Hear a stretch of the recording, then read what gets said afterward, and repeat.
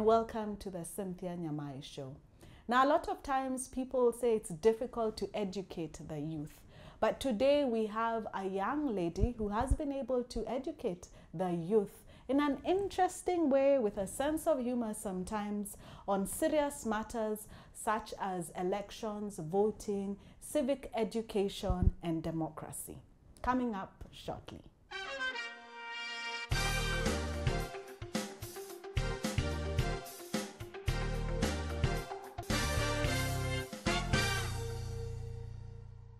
Thank you, Esther Kazungu, for joining us. I don't know how this interview will turn out after doing CNN.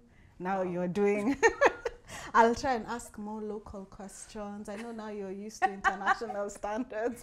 But when you received that call, we are CNN... Okay, how did you receive the call? We are CNN, would like to interview. Did you even believe it? No, it was, they texted. It was a tweet, actually. Yeah, yes. And I was just chill. Yeah, I'm just chill, you know, like, oh, okay, cool.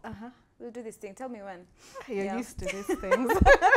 By then, I was used to it. Really? You didn't call everyone, check me out on CNN, Imagine, watch? no. Really? Imagine, no. Actually, funny thing, yeah.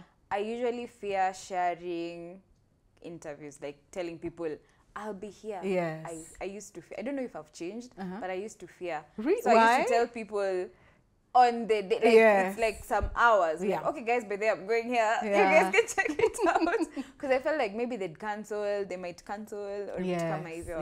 Yeah. So I think I'm growing out of it. You let them know when you're sure. Yeah, I'm growing out of it. So you let them know that you're on the Cynthia Nyamai Show and they have to watch. Yeah, today I'll tell them. Okay. I'll tell them in advance. Thank you. So tell me a little bit about yourself. Where did you grow up? What are some of your fondest childhood memories? Where? Okay. So, umeenda local. Kabisa. So I grew up in a family of 5 children. I have 3 older brothers and 1 older sister. Yeah. I'm the last born. You're the baby? I'm the baby. Yes. But I don't feel like I was treated like a baby. You are not spoiled? Yeah. No. I think my sister, she will deny this. Yeah. Don't ask her, because she'll just lie. But I feel like she was treated like the last one. Yeah, really? Especially by my dad. But I still love you, Judge Kazungu. So yeah. No beef. So yeah, I grew up in a family of 5 children. I'm a Costarian. I'm from Kilifi County. Yes. And my fondest childhood memories, well, it's that one time I thought tomato paste was jam. And so guys... So you had it on your bread? Yeah, guys, my siblings walikuwa wanapiga story huko nje. Yeah. I slipped away. I didn't even tell anyone, because they were talking about jam. Yeah. I was like, oh, by the way, there's something red in the fridge. So I went, nikaenda nikapaka. Luckily, they found me when I was just finishing. Like, yeah. And they stopped me. Yeah. But I think that was interesting. And growing up, what was your dream? Were you thinking, yes, one day when I grow up? We didn't even have, when you were growing up, I don't know if then, did we have social media? And no. So we didn't think about, I'll be creating content and so on. What was your dream then? I wanted to be a doctor. Wow. So that I can treat my parents for free. Yes. Because I didn't like seeing them sick. Yes. Yeah, so I wanted to become a doctor. At some point, I wanted to become a lawyer. And then I heard that you have to read like volumes of books. And I was like, no. No. Yeah. But then that's the only thing that kept me from doing law. Otherwise, people tell me I could have been a good lawyer. Yes. So yeah, I wanted to become a lawyer. Then in Form 4, when we were choosing like what to do so we can go to university, I didn't know what I wanted to do. So I just, I guessed. I saw, my sister's doing mass comm. Yeah. So I picked media. Yes. Thanks but to your eventually, sister. thank goodness, I liked it. Yeah. Yeah, it was something that I was like, oh, this is actually cool, and I'm learning like cool stuff. Yeah. So I wasn't sure I was going to do mass comm, but since my sister was doing something in those lines, I decided, let me go this way, so that in case I don't know anything, there's someone to refer to. Yes, and it's interesting you wanted to become a doctor, because a lot of times entertainers, people say they have the gift of healing. You know, you make people laugh, you make people feel good. So in a way, they are doctors. It's just that don't have the degree and they didn't read a lot. Oh yeah, and we didn't read. Ooh, child. Yeah. Yes. We read other things. Yes. So you finished university, mass comm. Did you decide to now get into looking for a job? Yeah, I actually did. I was volunteering at a radio station for 6 months. I just didn't know I was volunteering. That's the bad part. They didn't tell me until like way later on. When you were asking for a salary. Like, and then and benefits. So I did that for 6 months and then I left. I have ever worked in a makeup studio. Yes. I was doing social media though. Yeah. So I worked there for I think 1 week or 2 weeks. I think one or 2 weeks. Yeah. Then I quit. Yeah. And then I had done before landing that makeup studio gig, I had done a couple of interviews to join a media house. And then when I quit, they called me and asked me if I'm still up for the position. Then I went for an interview and I joined the media house in January 2018, I think. Yes. Yeah, 2018. Yeah, so I was there for 2 years and then I quit last year in 2020, April 22nd, but officially 23rd. In your head, by 22nd, you knew you were done. Actually, by way before 22nd, I was gone. Yes. Why did you decide to quit? I wanted to pursue content creation again. I started in 2016 when I was in fourth year. Wait, I don't say from 4. When I was in 4th year, that's when I started my YouTube channel, started posting my content on social media and everything. And then in 2019, I paused because now the media house, like it was a lot of work. Yeah, it was a lot of work. It's not really an 8 to 5. It's an 8 to whatever time you finish your work. I'm spending so much time in traffic. By the time I'm getting home, I want to sleep. And then repeat the following day. And the days I have, like the off days I had, I also just wanted to rest. I didn't want to do anything. So when the pandemic hit and we started working from home, it was a huge blessing. Because I'd have the workstation and then the studio. So I'd just leave my desk and I go create content. And then I saw my insights, they started coming back up because they had gone down. So they started improving and I was like, maybe I can try this thing out again. Now, even before the pandemic, I was already mentally exhausted. I didn't like the job. Like I used to wake up every single day and I'm wondering, do I really, like, you know, people used to share that to me, but do I really need this job? It was my life. I used to wake up and I'm like, do I really need this job? And I was sad. I used to cry in the shower. I used to cry in the shower. I used to cry in the parking lot. Like things were just getting so tough for me mentally. And I decided, okay, I'm not a person for this. I hate routine. Clearly, I can't wake up every morning for the rest of my life. The way they say, ukimaliza shule utalala. It's a lie. See, why did you lie to me? You so probably even sometimes have to wake up earlier to be able to get to work. Like, I can't for this life. So I clocked out mentally in 2019. By December, I was gone. So come 2020, we started working from home and then we had all these salary cuts. FBI was against it. I was just fighting. And I had decided that if worse comes to worse and they decide to fire me because of this, I'm cool. So I went through that back and forth just as, you know, just being polite. Like protocol. And then eventually I told them my contract had ended by the way. It was a 2-year contract. So it had ended in January and I had not signed the new one. So I told them I won't sign the new one because the terms, like you guys had promised me something and you're telling me that it's not possible. So I just said, okay, fine. So I left. And then the day I was clearing, now that 23rd April, because I said I'd serve notice, but they told me not to serve notice. So when I was clearing, I got the first call for the first gig. For the first influencing gig. And I was like, okay, this is a good sign. It's a We're sign. on the right track. And so I left and I was so happy. Like I was, that period I was happy. Even the times when I was sad because I was thinking, okay, this content creation, because I got that one gig and then it was dry. Yeah. And I was like, guy, this content creation now is not. Yes. Like I thought. What was I thinking? But and then, so now. Yeah. But at every single point I had those thoughts, I was never convinced, I should have stayed. Every time I was thinking, I should have stayed in. Yes. No, this is way better. I'd rather be jobless and have a peace of mind. Wow. Yeah, so that was 2020, from June to December. Yeah. And then, I don't know if it was December or November when the first Parliament video went viral. Yes. And now things started opening up from there. Well, in terms of recognition, because I was able to be consistent for a long time because people were asking for the Parliament videos. Yes. And I was just researching and recording them and posting them. Yes. So let me ask you, as you're making that decision that eventually I want to leave my job, and you did you have like a whole business plan? I want to do this in content creation. This is the plan. This is where I want to be 5 years from now. Or did you just make a leap of faith? Well, not 5 years from now or 5 years from then. But I was just, I told myself I'll quit and I'll send proposals. Yes. Because before, I used to be told, send proposals. I'm like, if they want me, just come for me. And I had that to Maringos.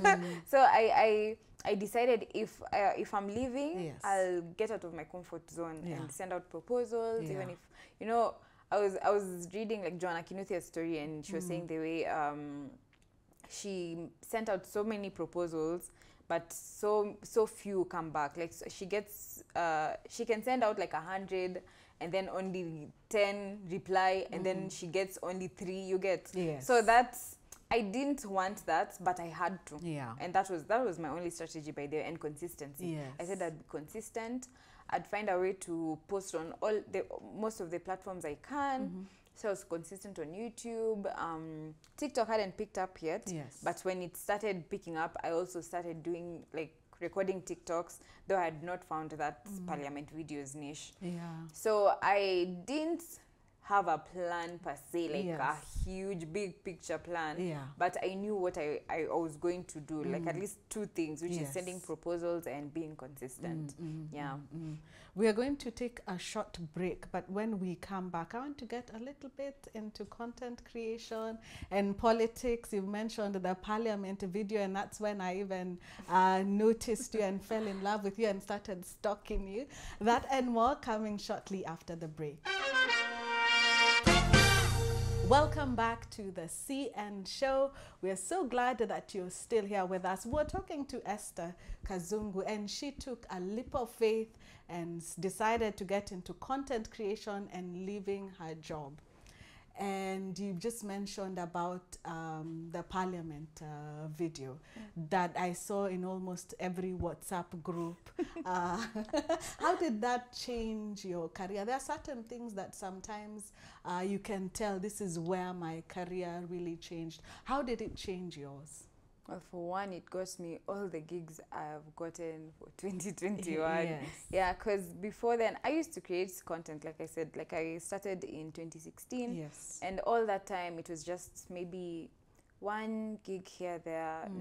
Not all of them were paying, by the way. Yes. Not all of them were paid collaborations. In fact, most of the first ones were just barter trade. Yeah. For lack of a better word. Yes. Yeah, so in 2020, after now the first gig, after leaving my job, there was that dry period, and then after now the Parliament videos went viral. In 2021, there were so many,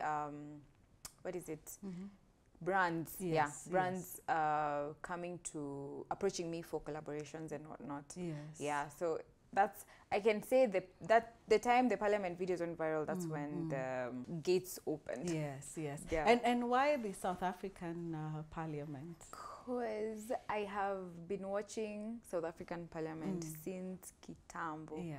Like I love how they talk. Yeah. They're so like it's actually, it sounds like Giriama. Yeah. Like, it sounds like our people. Yes. I was talking to Saint P, and she was, he was telling me if I want to, because there's a time I had that series where I was doing a girl who wants to be like a South African wannabe. Yes. And he told me, just do a Giriama accent, Yeah. how they speak English. Yes. And that's how South Africans Yeah. speak. And so, yeah, it's close to my heart. I love their cultures and everything. And I had started watching these videos from Kitambo. Yeah. So I was very shocked to see that people didn't know about them. When I posted the first one and people are like, this actually happened. I'm like, yeah. I mean, these videos are so old, and when you go to YouTube, you can see that they have so many views. Yes. And even, like, recently, anytime I want to do, like, Kenyan, Yeah. you'll find people telling me, no, we want the South Africa, and it's understandable because it's something they've seen. Yeah. Like, the Kenyan videos, they've seen them. Yeah. So, I mean, SA is so cool. Yeah. It's just I cool. like the way they talk in a dramatic, there's always drama. Yeah. Yeah. And I also like their accent. Yeah, they've even given me a name, by the way, What's on TikTok. What's your name? Lerato. It means Lerato. love. Ah. Yeah. And so they have so much love for you. yeah, and South they were so disappointed to know that I'm Kenyan. What? Ha!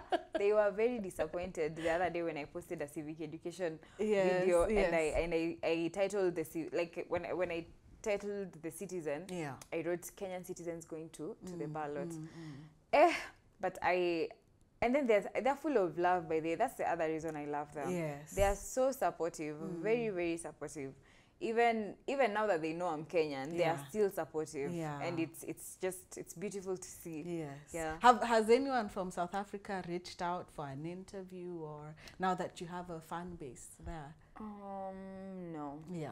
No, not yet. But isn't social media interesting that, you know, you're a Kenyan, but you have a fan base all over Africa and a huge fan base TikTok. in South Africa? Let's say TikTok. Don't say social media. Instagram, Yes. YouTube never did this for me. So it's been TikTok. Yeah, because the algorithm is such that your video can go viral, and it goes viral yani kabisa. Yes. Till like outside Kenya, outside Africa, it goes viral. So it's mainly TikTok. Yes. Yeah. Yes. But were you surprised to see, because I see a lot of them even commenting on your TikTok page, were you surprised to see how big your fan club is in South Africa? I didn't know. I didn't think it will get to a point where for real, I always wanted a fan base in SA. Yes. But I didn't know I would get it, and I didn't know it would be through those videos. Yes. Yeah, so when I started doing that and seeing them grow, even like when I look at my insights and seeing that percentage of South Africa, it makes me so happy. Yes. It makes me so happy. Something I didn't expect, but it makes me like I am over the moon. Yeah. You've just mentioned civic education, and it's something I've noticed of late you're doing a lot. There's another serious side of you, but you do it in a humorous way and bring out some issues, like now you've been talking about the Kenyan elections and how we vote. Why did you decide to get into civic education and also a bit of politics? Well, I want a better future for Kenya. Yeah. It's tiring to see, like to wake up and see all these titles, the scandals and sijui pesa zimeibiwa. And we actually need the money for development. And the people who've been entrusted with these seats and the money, they're not doing what it's supposed to do. They're not using the money to do what it's supposed to do. And it's very sad because I feel like we're moving backwards. Instead of walking towards being a first world country, we are just going backwards. Somebody was telling me that, I don't know if it's China, I think it's China. If I'm wrong, you'll say in the comment section. That a while, there's a period they came to benchmark in Kenya. And I'm like, so now they've gone so, like they're so ahead. They benchmarked, they saw what was working, they went to apply, and they never looked back. Like they just kept going. And so I wonder, how will you come and undo all the progress we've done? And you have kids. And how do you expect them to survive in such an environment, in the environment you're creating? So it's close to my heart. I didn't even think it will be something I'd be doing, because I hated news. Before I worked in a newsroom, I always wonder how I got that job, because I don't have a nose for news. I used to hate politics. I didn't want to know about anything. If it's not entertainment, and then now to be a person who is telling everyone everyone has to be an activist, and everyone has a role to play. I really didn't see myself becoming that. And it started when I started doing threads on my stories. Even that one was an oops. I just, you post a story, people start changiaring, and then you're just posting the reactions, and it became a thing. So I can't even say that I saw myself becoming a digital activist. It just happened. Even the first time I heard the word, I was like, oh, that's what I am. Okay. Let's add it to the bio. So would you say that, yes, you are an activist, and what are you championing for? Yes, I am an activist. Just even to sijaenda. Where's Jafika Boniface Mwangi level? I am the softie. Everyone has their own style. I am the real softie. Everyone has their own style. But I honestly just want to see better leadership in Kenya. That is my biggest, it's my dream. It's my dream to see. Of course, we won't ever be at a place where everything is working, we are top notch and everything, but at least when we see the progress, it's promising. We know that we are headed to such a place. And just as you said before, you are not interested in watching news. It's with a thing with young people, but you're able to educate them in a way that they will receive the message on social media. And one of the things I've noticed is anytime you have a message, a lot of young people comment. I see thousands of comments on your pages. What are some of the things that the young people are talking about? Where are they really paining? For one, by the way, people, we share, I've come to realize through TikTok, we share problems as Africans. Like the problems we have in Kenya, they're facing them in South Africa, in Nigeria. And I remember even the time I posted a video, and my South African friend now, she told me she really wishes we could all the young people across Africa could come together. She wishes that there would be a platform where we come together and talk about what's going on. And so it's not even one thing, it's a lot, and mostly it has to do with how leadership is. In all the countries, that's the main issue. Leadership is just so poor. Funds are being stolen left, right, and center. And so that's the major issue across Africa, and that's what really pains young people. And to see that there are no jobs, that's the other thing. There are no jobs, and we are meant to survive one way or the other. And when we create these avenues to survive, the government comes in and just tries to bite off. So it's very like, it's a lot of things. It's really a lot of things paining young people. And so when you saw the chaos that happened in South Africa, were you surprised, or did you see this coming from some of the comments that you get on your page?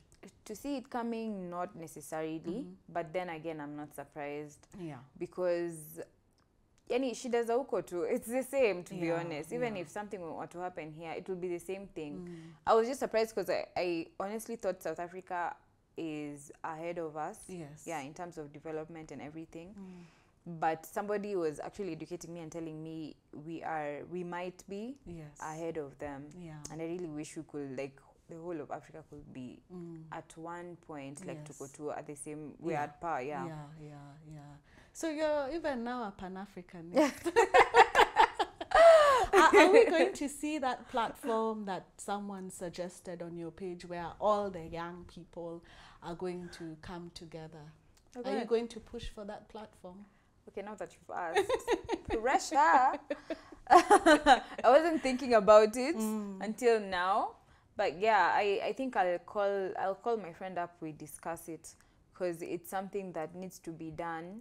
Needs to be, even if I won't see it through till the end, at least nianzishe tu. Like, The reason why I'm asking is because a lot of times we see young people just sharing their feelings and commenting on social media, but they don't go a step further than that. And unfortunately, that won't bring any change. Exactly. Yes. Okay. Do you see yourself going further than just talking on social media? Yes, eventually. I just need to get the fear out of me. Yeah. Because fear is what I have mostly. And I wish I didn't. Well, Bonnie thinks I'm fearless. Fear? Do you have fear? Because when I look at your pages, sometimes I'm like, is she not afraid that some government officials will call her? Lakini siku yangu ya kufa itakuwa. What I fear is how they go. Yes. Like, they won't come at you directly. Yes. They'll go through, like, the people you love. Yeah. So have you experienced anything? God, please, no, not yet. I hope it never happens. Yes. And your family and your friends, do they sometimes fear for you and feel like maybe you're going a bit too far? Well, no. I think my friends are as angry. So when they see these topics, they're like, yes, talk about it. Yes. As for my parents, they don't even know what's happening. They don't even know who I am. They don't even know how Boniface Mwangi knows me. Yeah. They just think, oh, I think that two video. And do they wonder, how do you make money out of just making videos? No, they don't wonder because I explain to them. I explain to them. But it seems like you're really growing and evolving. You just started by 2016, just putting up content. Now there's civic education, Pan-Africanism. Where do you think eventually you're going to land? Any political office job? Okay, I have referred to Bonnie so many times. Anyway, but like Bonnie said, in this country, for you to get a seat, it is very difficult. Like, it's very difficult for an honest person to get a seat. And even if you went in, ukiwa honest, you come out, or eventually you become one of them. Yes. And that's what I fear. So I at the moment, I don't think so. I don't think. I think I want to activate from outside. And I know there's a time actually somebody was on my comments like, why do you just talk like this? And she was so pissed because she was supporting a certain politician. Yes. So she was like, you just talk like this. Why don't you do something? Why don't you run for a seat? And you know, it's so good to be self-aware because no one can cheek you into doing something you don't want to do. And I just watched her rant. I was like, okay, you want to run for a seat, go run for a seat. I personally want to change things from outside, and I know I can do it. I can support. It doesn't have to be me. I can support someone who's running that I believe in. So. I don't see myself running. For now. Maybe I might change my mind, but at the moment. And if you saw, you know, a lot of times we see young people who have a huge following like yours, either in music or entertainment. When it is election and campaign period, they rally behind a candidate.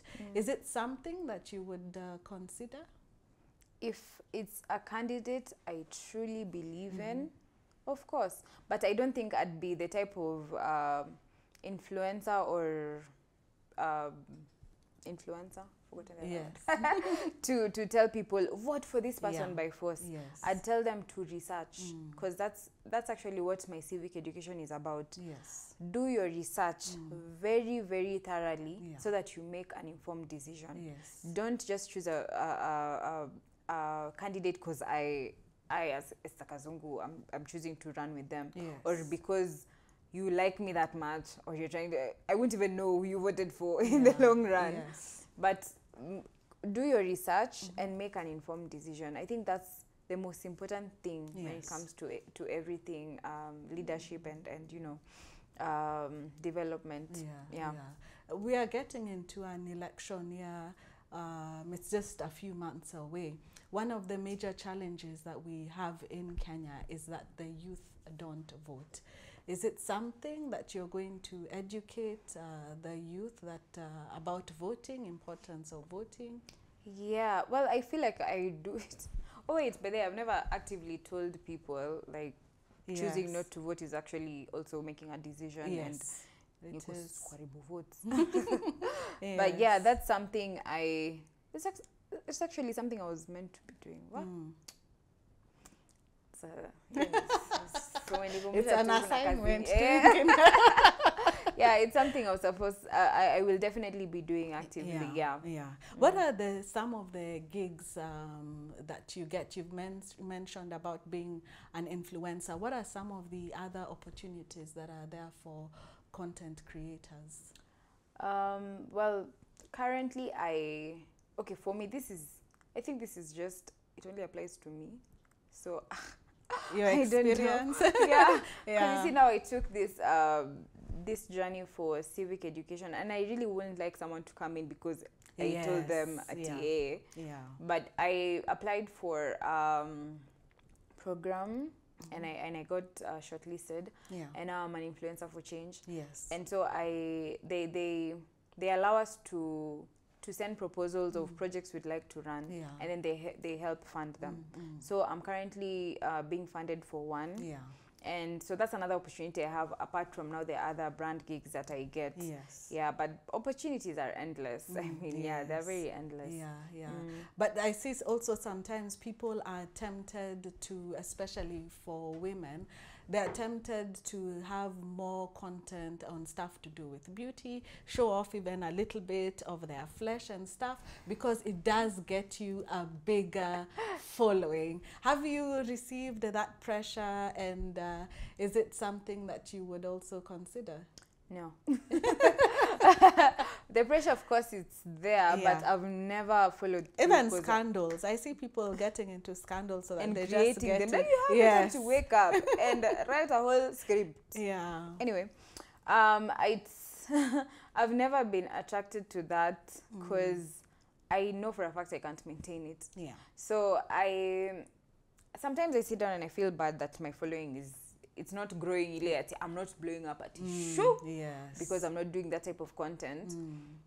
But it also encourages me, because now when I'm done and I'm thinking, actually my following is not I just tell myself, but you're not doing the things that other people are doing. So your journey is very different, and your growth is gradual. It can't be like if you're two, you can't blow up like that. But even, I'm not trying to say that everyone who's blown up, it's because they they showed a little flesh over there.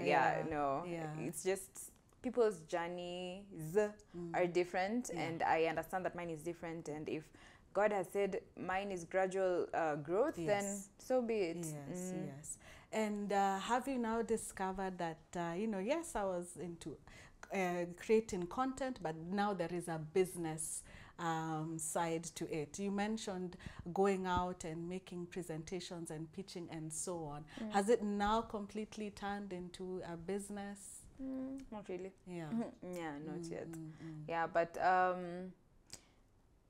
I was thinking of going the business way. I just don't know what exactly. Yes. I don't want to be monotonous.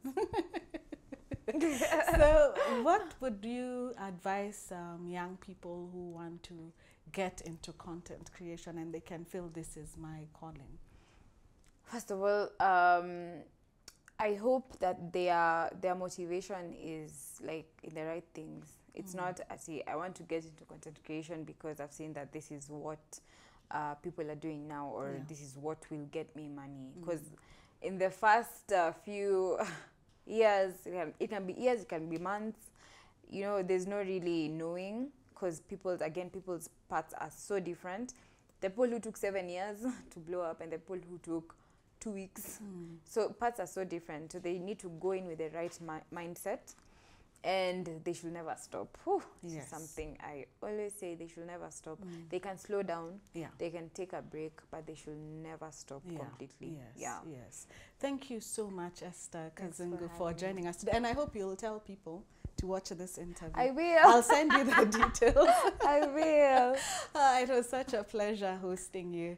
You had it from Esther Kazungu, Don't Give Up. And what I liked about her is that she shared her dream. She believed in an instinct that told her it is not about this job and just receiving a salary at the end of the month. She wanted to do more. And when she left, she began to discover herself, from content creator into a bit of politics and more of civic education. Remember, never give up. I loved that advice. See you next time.